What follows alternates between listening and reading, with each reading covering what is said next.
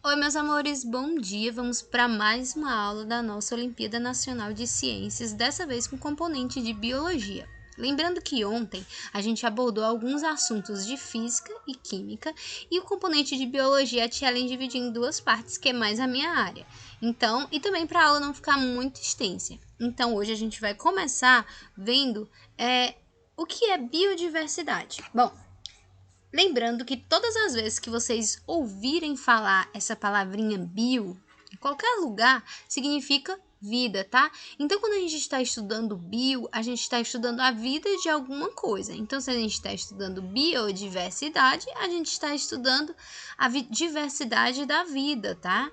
Então, a vida ela é extremamente diversa, a vida ela é extremamente cheia de características e a gente vai ver mais ou menos essas características que compõem os principais domínios morfoclimáticos da nossa região ou biomas, tá bom?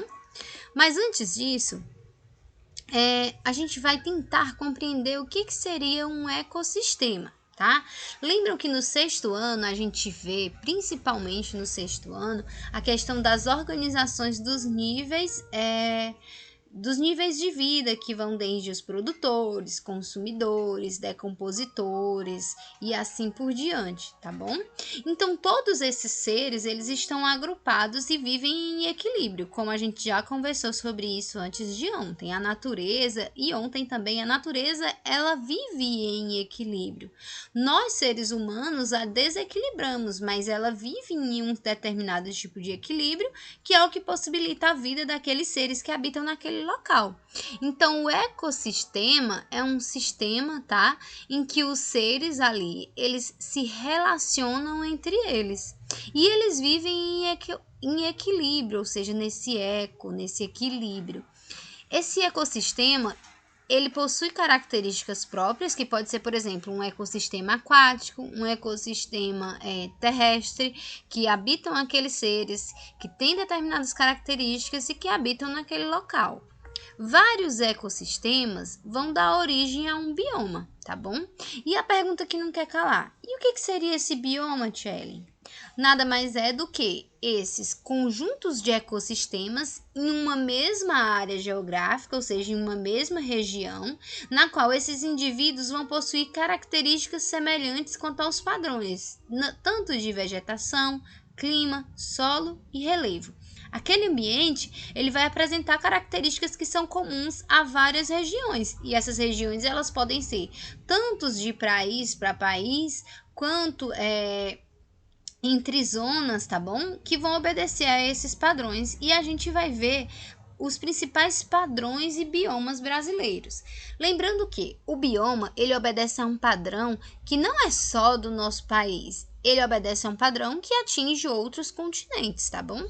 E a gente fala biomas brasileiros porque são os padrões que a gente tem em vários países, né, em vários continentes, e que se repetem no Brasil. Mas a gente também pode, ao invés de chamar biomas brasileiros, chamar de domínios morfoclimáticos, que são domínios que apresentam morfologias e climas semelhantes aos biomas que ocorrem em vários continentes, tá bom? Mas o bioma, ele apresenta uma grande variedade de ecossistema com diferentes climas, solos, água disponível, altitudes e etc. Ou seja, várias características que vão formar o bioma ou domínio daquela região, tá bom? O próprio nome domínio já diz características que dominam, tá bom? Bom, aqui tem um exemplo de como seria a característica geral dos principais domínios ou biomas que ocorrem no Brasil. Nessa região aqui, né, mais ao nordeste, a gente tem a região mais seca, ao centro a gente tem aqui mais a savana, aqui ao encosta a gente tem a Mata Atlântica, os pampas, não é, sulinos e assim por diante.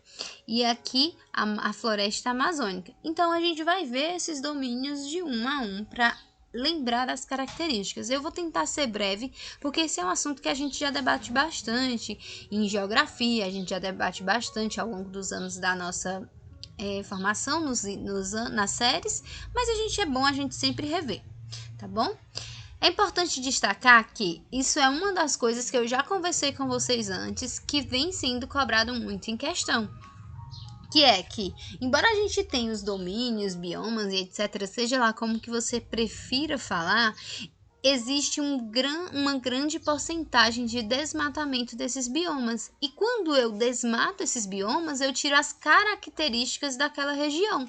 E quando eu tiro as características daquela região, aquele bioma ele pode se tornar alterado.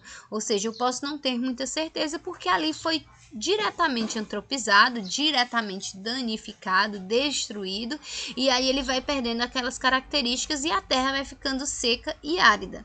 É importante ressaltar que a nossa região aqui do Brasil, ele está em uma zona que a gente chama, que atinge, né, que é uma zona, são divisões do nosso planeta. A gente está em uma zona desértica, tá? A maior parte da nossa zona está em uma margem de zona desértica que é próxima do Equador. Ou seja, quanto mais desmata, mais a gente tende a desertificar a nossa região, o nosso país como um todo, tá bom? Então, ocorre uma desertificação, ocorre uma alteração e, consequentemente, ocorre desmatamento, destruição, degradação e assim por diante. Olha só, aqui tem essa imagem que a gente chama de infográfico. Um infográfico é um gráfico que apresenta diversas informações e esse infográfico aqui ele é bem didático, infantil, né, assim por assim dizer, que é para que vocês consigam entender. Do que esse infográfico está falando e por que a Tia Ellen está falando de infográficos? É porque a interpretação de gráficos também está dentro do nosso estudo, tá bom? Todo gráfico, ele apresenta um título que vai falar a respeito do que está tratando, ou seja, esse infográfico ou esse gráfico, ele vai falar do desmatamento dos biomas brasileiros em porcentagem. Ou seja, a gente vai falar aqui de desmatamento e vai ter com certeza porcentagem, que é outra questãozinha aí de prova, tá bom? Tirar a porcentagem, fazer o cálculo de porcentagem. Relembrem aí como que faz, procurem vídeos que é muito importante. Então vamos lá. Título já tem. Vamos ver as características. Estão dividindo aqui pelas principais regiões e biomas, ou seja, bioma amazônico, a Caatinga, o Cerrado, o Pantanal, o Pampa e a Mata Atlântica.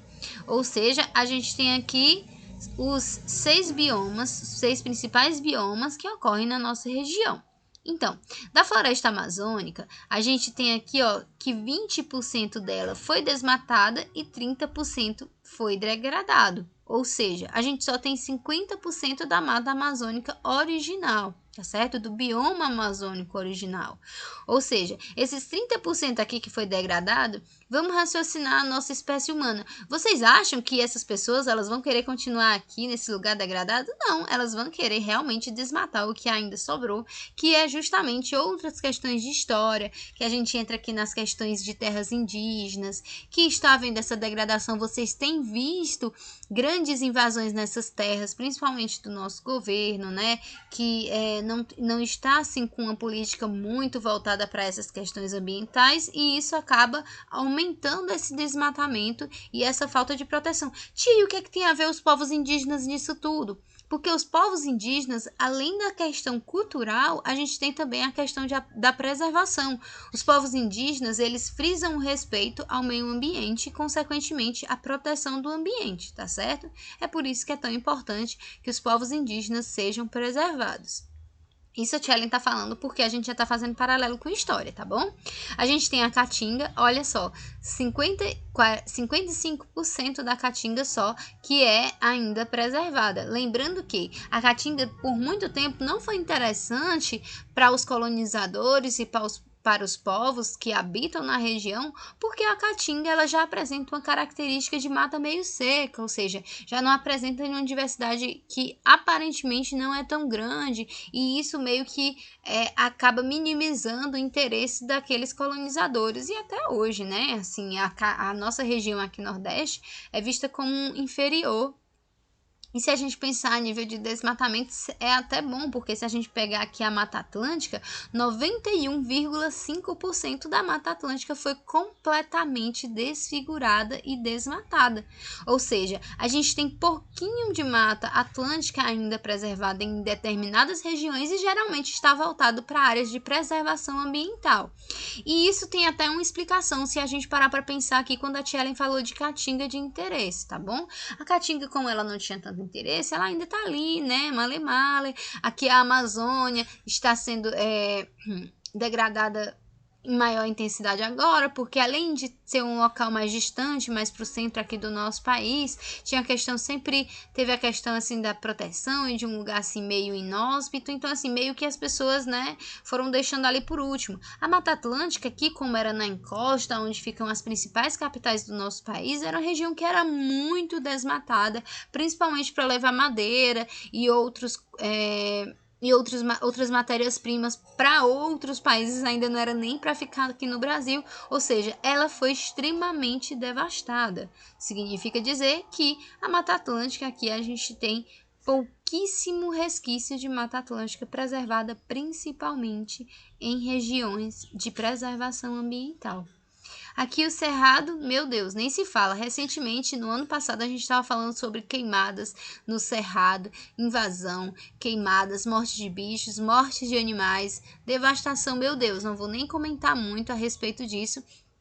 O Pantanal e assim por diante. Vamos lá. A gente já viu que nessas regiões está extremamente devastado. A região mais preservada aqui, se eu pedisse para vocês interpretarem esse gráfico, seria aqui o Pantanal, não é? Se eu pedir a interpretação desse gráfico para a região que foi mais devastada, mais desmatamento, seria a Mata Atlântica, fica claro pelo gráfico, e assim sucessivamente, tá bom? Se a gente for falar de floresta amazônica, ou do bioma amazônico, ou da floresta amazônica, a gente tem que é o maior dos biomas brasileiros e ele encobre a maior bacia hidrográfica do mundo. A gente estava falando ainda ontem sobre as concentrações de água, não é mesmo? Então vamos fazer um link que é associado a isso. A gente tem a maior bacia hidrográfica, e quando a gente fala de bacia hidrográfica, a gente está falando de uma rede de rios, tá? E de nascentes e de lençóis freáticos que abarcam essas águas, e isso está principalmente relacionado justamente às florestas que ali existem. Quanto mais floresta, mais preservação de nascentes de rios e córregos e lençóis freáticos, que são a água que fica no subsolo, tá bom? Consequentemente, ali é uma região que apresenta a maior bacia hidrográfica, mas é possível ver esses veios todos são rios e nascentes, tá ok? De água que existem naquela região. Por isso a importância de preservar. Quando a gente pega, que a gente fala das características, ela tem ali uma temperatura elevada e altos índices pluviométricos, ou seja, de chuva. Isso porque floresta atrai água. Já conversamos sobre isso quando a gente compara a Serra da Ibiapaba. Por que a chuva não fica tanto aqui no nosso sertão? Sobe todo para a Serra, Tchellen? Porque lá, além da altitude, ou seja, da altura, a gente também tem as características de terem resquícios de floresta atlântica ali em cima. Isso faz com que atraia índices pluviométricos, ou seja, chuva, o que faz com que lá chova mais, tá certo?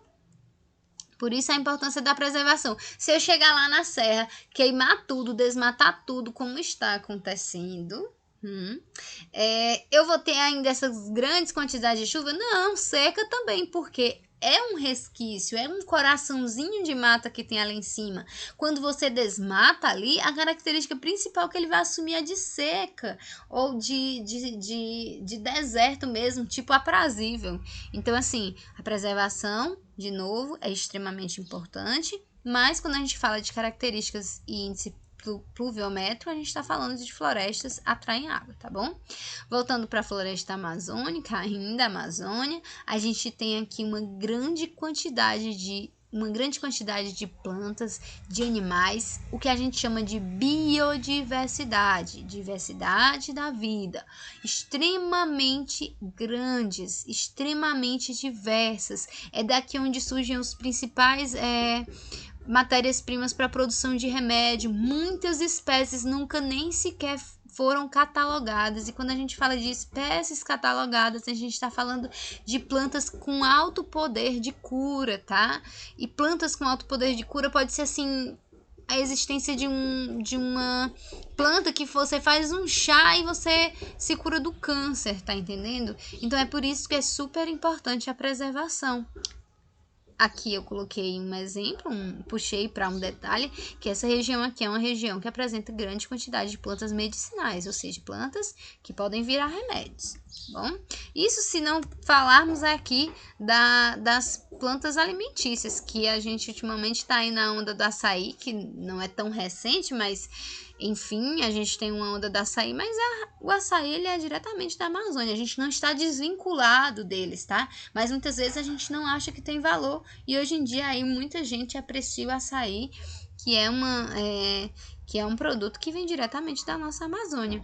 Gente, que bonitinho! A gente tem no bioma amazônico uma grande e elevada diversidade de animais, insetos, vertebrados, invertebrados, e essa biodiversidade mantém a vida em equilíbrio.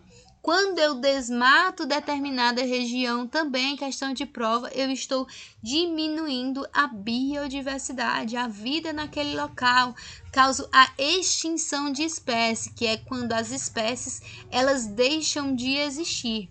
Por isso, preservar mais uma vez, hein?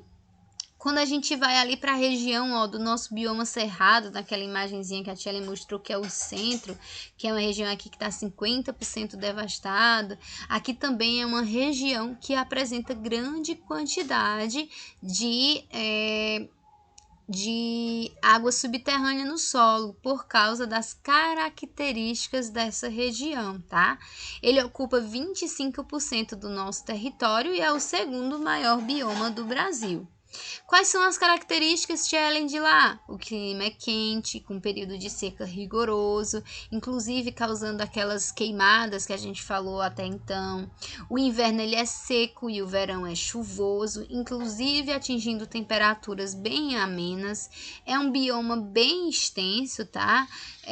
Com mudança entre os ecossistemas que variam desde uma região assim mais de savana até uma região mais de caatinga, de florestas de palmeiras e assim por diante. Olha, é um bioma bem diverso, mas com essa característica mais seca. A vegetação ela é marcante por árvores que possuem troncos retorcidos e cascas grossas, como vocês podem ver na imagem. As plantas elas são mais espaçadas, elas não ficam tão fechadas, as folhas elas são menores, evitando assim a perda de água. Aí a gente vai falar de características que compõem a vegetação daquele local, tá bom? Isso é bem mais específico. Os animais do cerrado, bonitinhos, lindos, maravilhosos, que compõem o cerrado, mais uma vez, apresentam uma grande biodiversidade, uma grande diversidade de animais, e que muitos deles, inclusive, estão em extinção, como, por exemplo, aqui o veado, tá, do cerrado. E a gente tem esses veadinhos, igual a gente vê no Vida. Não é pejorativo, tá? Veados filhotes, então, para ser melhor, a gente tem esses veados filhotinhos, como o Bambi, que apresentam essas características, assim, que a gente só vê em filmes, sim, tá? A gente já tem aqui o veado, o lobo-guará, a gente tem aqui a onça pitada, a gente tem esse porco do mato. Meu filho, um dia eu vi um porco do mato desse aqui, fiquei com medo, porque ele abre brecha, viu? E assim por diante. Já a Caatinga, nosso bioma aqui, né, que foi um dos menos devastados, quase, né, não perde para a região aqui dos Pampas, mas enfim, significa mata branca, isso porque quando a gente está na região seca, as plantas perdem as folhas. Para que, Ellen, que as plantas perdem a folha? Para não perder a água, tá? Consequentemente, a mata, a floresta parece que está toda morta, então os índios no Tupi-Guarani chamavam de mata branca, porque eles eram conscientes que a floresta estava toda viva, mas que ela assumia aquela coloração esbranquiçada. Ela ocorre no Nordeste e é o bioma no qual nós, né, todos nós aqui em questão que estamos conversando, estamos inseridos. Quais são as principais características? O clima é quente e a região na estação de seca é prolongada, já sabemos disso, não precisamos nem falar. E na estação de chuva, ela é curta, mas o suficiente para obedecer um ciclo daquelas plantas. A gente tem aqui, né, as plantinhas secas, região seca, aparentemente sem vida, mas na realidade elas estão todas dormindo, se despiram de suas folhas e de suas proteções para evitar a perda de água. Por exemplo, você está com muito calor, você você veste uma roupa, né, bem quente, aí você começa a suar, você tira aquele excesso de roupa para quê? Para que você não morra, né, no calor. Então as plantinhas também traçam suas estratégias e fazem isso, se vestem de roupa no inverno, aproveitam para obedecerem aos seus ciclos, servirem aos animais, vegetais e ali que aportam naquela região, vegetais como tierem, sombrinha, né, para nascer outras plantinhas, animais, insetos, todos os animais que ali habitam. Então assim, depois ela se despe para se proteger, certo? A vegetação também, embora não aparente, é bastante diverso, mas principalmente caracterizado pela presença de cactáceas, que são plantas com características de cactos, ou seja, muitas dessas árvores, além de terem, né, evolutivamente falando, de evolução, de características que vão fazer com que elas sobrevivam mais, por mais tempo e se protejam, a gente tem aqui características que é a presença de espinhos, ou seja, eles trocam aquelas folhas por espinhos porque perdem assim mais água e o caule é suculento, ou seja, se você abrir um caule desse aqui, ele vai estar cheio de água. A plantinha espertamente ela pega, guarda a água no seu caule, ou seja, no seu tronco, para ali ele ter uma reserva de água para sobreviver nas estações por vários e vários anos. Além disso, a gente tem, né, claro, plantas frutíferas que vão ornamentar e oferecer alimento para os animais da região, como vocês podem ver. A gente também tem plantas floríferas, que é o ipê, por exemplo, algumas plantas que são floríferas durante o ano. E a gente tem principalmente aqui, olhem só, muita carnaúba, que ela vai servir ali para produção artesanal, tá? Que a gente estava falando ontem de matéria-prima. A carnaúba é uma matéria-prima para a produção artesanal, tá certo? É uma das matérias-primas da nossa região, das principais. E por incrível que pareça, se vocês pararem para pensar como as carnaúbas estão sempre verdinhas, uma das características é que geralmente em regiões que nascem muitas carnaúbas é que ali embaixo provavelmente tem lençóis freáticos, ou seja, água que vão nutrir essa planta durante o verão. Os animais da caatinga também são extremamente diversos, mas vamos lá falar que esses animais, eles estão extremamente ameaçados de extinção, porque muitas vezes quem nunca viu na casa de um coleguinha aqui um birigui, ou sei lá como é que a gente chama, sonhinho, e as pessoas pegam esses animais, matam esses animais. Cadê? Aqui não tem. Ah, tá aqui, ó. Muitas pessoas matam esses gambazinhos. Isso aqui é um gambá, tia? É um gambá, tá? Um gambazinho. Matam esses animais só porque esquecem que esses animais, gente, eles compõem a nossa biodiversidade e a nossa diversidade de vida para ser viável, para que a gente também sobreviva. Esses animais, eles têm que estar em equilíbrio. Ai, tia, mas tinha uma cobra lá na minha casa. Gente, quem foi que colocou a casinha lá? Na casa da cobra? Já pensou? Se você pega, alguém chega na sua casa, tá? Você chega na sua casa, aí alguém pega, se deita na sua rede, liga lá o ventilador na sua casa, aquele lugar é a casa da cobra. É você que está invadindo a casa da cobrinha. O que é o certo? Ou chamar órgãos competentes para retirar aquele animal, ou se você tem mais habilidade, você pega aquele animal e bota ele na mata. E ali ele vai viver, ele vai comer os outros animais e vai manter o nosso ambiente em equilíbrio. Gente, pelo amor de Deus, pegar gato do mato para matar, eu já vi um dia desses, eu quase não entro em redes sociais, mas alguém me marcou uma onça branca aqui na Serra da Ibiapaba, as pessoas querendo atropelar. Agora, pra quê? Aí eu questionei a pessoa que me mandou, eu falei, mas gente, como assim? Pra que matar? Ai, porque come galinha. Gente, você tá criando galinha em excesso, você que tá criando galinha em excesso, quer suas galinhas protegidas, as guarde, os animais, eles estão à caça, eles viveram ali antes da gente e eles realmente, eles saem pra caça, eles comem, é assim que eles sobrevivem, e você invadiu aquela região que antigamente ele vinha caçar e você invadiu, é você que tá tomando a região daquele animal. Então, tipo assim, vamos ser conscientes, vamos despertar essa consciência, tá? De proteção ao nosso ambiente, aos nossos animais. Gente, olhem bem para os animaizinhos, eles são seres vivos, eles estão ali vivendo as suas vidas assim como nós, eles querem viver, eles querem se divertir, às vezes eles estão brincando uns com os outros, aí você vai lá e mata, sabe? É extremamente maldoso e cruel com o nosso, não só com os animais, mas a gente pensar que quando a gente devasta determinadas regiões, elas se tornam inóspitas, como por exemplo o deserto. Tem pouquíssimas pessoas que vivem no deserto, são nômades que já são acostumados com aquela região, mas são pouquíssimos. E quanto mais a gente devasta, mais a gente tende a desertificar nossas regiões e, consequentemente, daqui a um tempo a gente vai ser nômade, vai ter que sair da nossa região, porque a gente matou tudo. O Pantanal, mesmo sendo o menor bioma que a gente tem aqui, né? Ele é o de maior extensão de área úmida do planeta e é o bioma mais preservado, pouco, né? Invadido, mas também a gente está aqui bem no centro, a região aqui, né? Que já está em contato com os outros países, como a Bolívia, o Paraguai, e, consequentemente, ele foi menos devastado. Como eu disse, mais à margem aqui do nosso continente, do nosso país, mais devastação. Quanto mais para dentro, menos devastação. As características do Pantanal é que ele possui chuvas bem definidas, com verões chuvosos e invernos secos, tá? São regiões alagadas que apresentam ali aquelas características de apresentarem regiões de áreas alagadas, o que preserva, o que favorece a vida de animais, uma diversidade ali de animais que são mais acostumados, né, com a presença de água, como árvores, árvores também. Árvores adaptadas àquelas regiões como Iguapé, né? Igarapé ou mangues. Mas também aves que são características de regiões úmidas e animais também que são característicos dessas regiões, tá bom?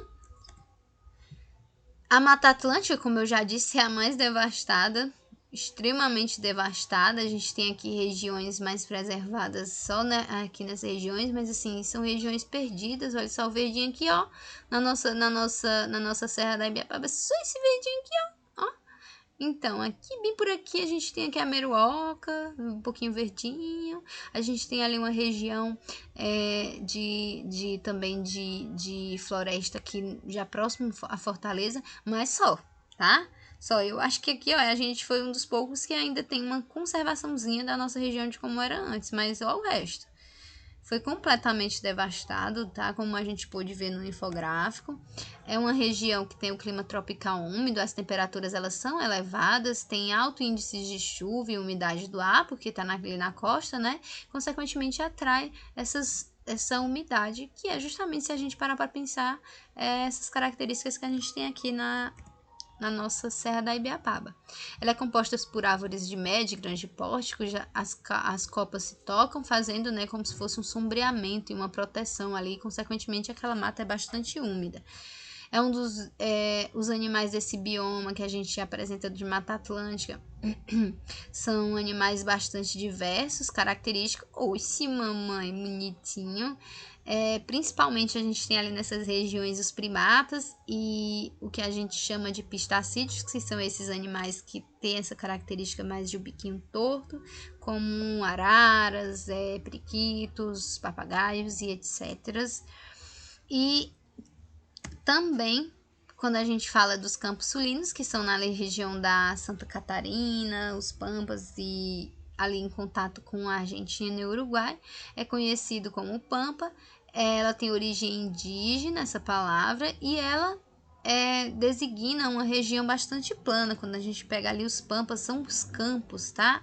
É igual aquelas regiões quando a gente vê em filme, aqueles campos longos, tá? Com árvores bastante espaçadas, invernos bastante frios, tá? O clima mais ameno. E regiões mais ao sul do nosso país. A vegetação é composta, sua maioria, por gramínea, que favorece, né, a criação de animais de pecuária, como vocês podem ver na imagem. Os animais que são encontrados ali na região é bastante diverso também, característicos da região, claro, né, principalmente anfíbios, veados, pássaros e demais animais que são acostumados com regiões mais frias. E a gente tem que destacar aqui algumas colocações que a gente fez ao longo da nossa área, da nossa aula, tá? Que é extremamente importante. É importante destacar que existem fenômenos naturais e impactos ambientais. Fenômenos naturais é o fato de, por exemplo, regiões de regiões de cerrado terem queimadas. Existem queimadas naturais, Shellen? Sim, existem queimadas naturais. O ambiente está bastante seco, as nuvens começam próximo ao inverno, as nuvens bastante úmidas passando naquela região, e é como se ocorresse assim um choque de encontro desses dois tipos de regiões, regiões não, perdão, dois tipos de situações, o clima bastante seco, bem seco, as nuvens carregadas, aí ocorre tipo um choque, tá? Isso eu tô falando de uma forma bem clara, porque essa aula também é pro sexto ano, uma forma bem clara não, uma forma bem simples. Então assim, ocorre aquele choque, pum, aí ali ocorre um raio. Aquele raio que cai naquela região bastante seca, começa uma queimada, e isso obedece a um ciclo, tá? O problema são as pessoas tocarem fogo nessas regiões para poderem, né, tanto ganharem dinheiro, ganharem mídia, ganharem espaço para poderem colocarem animais, realmente, simplesmente pelo prazer de destruir, tá?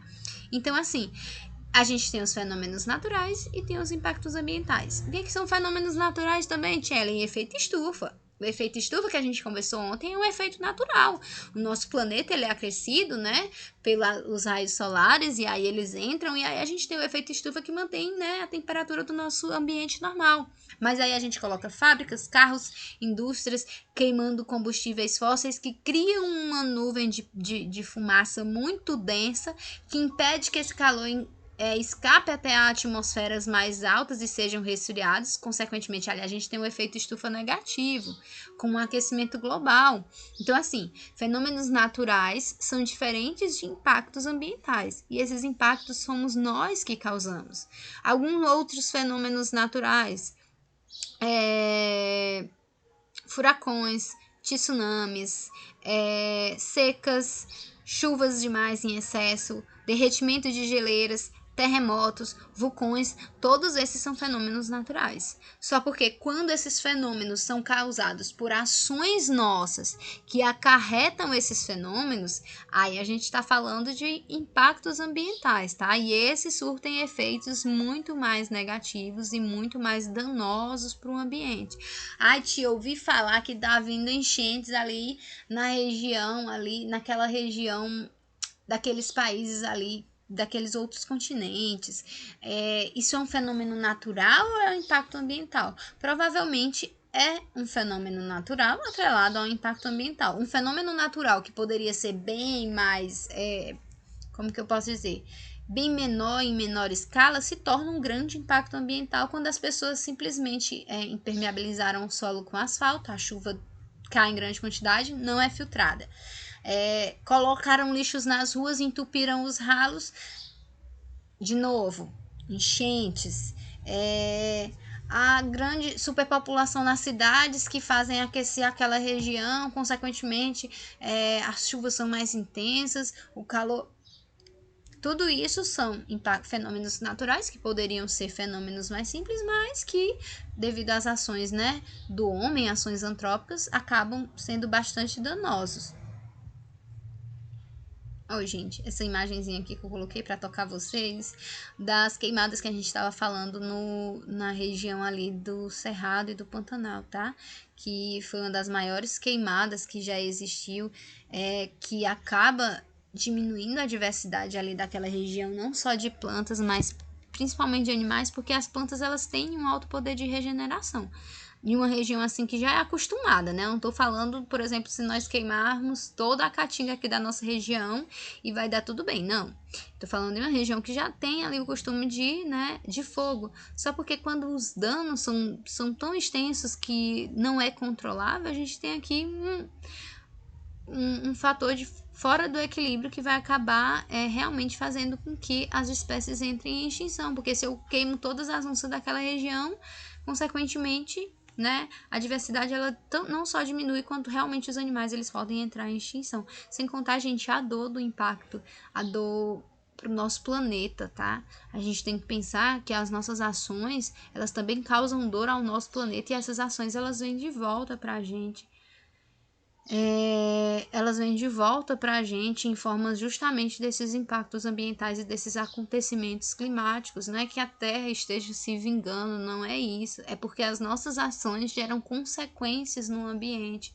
Se você causa dor, se você pega um animal e você causa dor para ele propositalmente, a Terra se ressente e em algum momento é a lei do retorno. Em algum momento, de alguma forma, aquilo que você plantou vem, tá? Então, assim, quando a gente fala de preservação e conservação, a gente está falando também da possibilidade de haver vidas e menos sofrimento. A gente vai falar com mais detalhe disso amanhã, quando a gente falar sobre como esses impactos eles interferem na nossa saúde, na saúde humana, mas a tia já pode antecipar que esses impactos é justamente o que aconteceu dessa pandemia. Essa pandemia é nada mais, nada menos do que uma consequência das nossas ações. Pessoas vão lá, pegam animais da floresta, tá? Animais que não têm o porquê ter contato com o ser humano lá na China, e eles pegam e vendem, tá? Em feiras, como às vezes antigamente, na minha época, né? Porque a tia já não é mais tão novinha, eles vendiam tejo na feira. Um animal daquele que é exótico, que não é para ser comido por nós seres humanos, não é uma espécie para ser consumida por nós seres humanos, ela tende a ter determinadas doenças que pode ser danosa para nós. E é o que aconteceu, como por exemplo o coronavírus, animais que eram consumidos por pessoas, tá?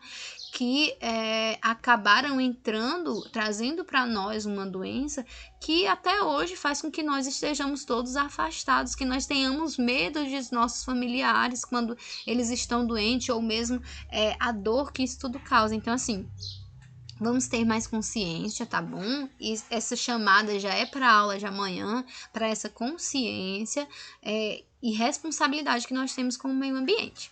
Combinado? Então, assim, essa nossa aula deve ter ficado bastante extensa. Eu amo esse assunto, eu amo chamar a atenção de vocês para essas questões ambientais, porque eu acho que é o futuro, tá? Eu acho que é a forma que nós temos de podermos viver melhor e por mais tempo. É a forma com que eu acho que nós vamos poder assumir a nossa normalidade, que é a consciência de que as nossas ações causam danos ao ambiente e às demais pessoas, e vamos continuar estudando para os nossos assuntos, vamos continuar aprendendo, mas principalmente vamos continuar evoluindo e crescendo de forma a ser respeitosos com a natureza, com os nossos, com as pessoas e com o nosso presente e o nosso futuro, não é mesmo? Então, meus amores, muito obrigada pela presença de vocês de hoje e até amanhã.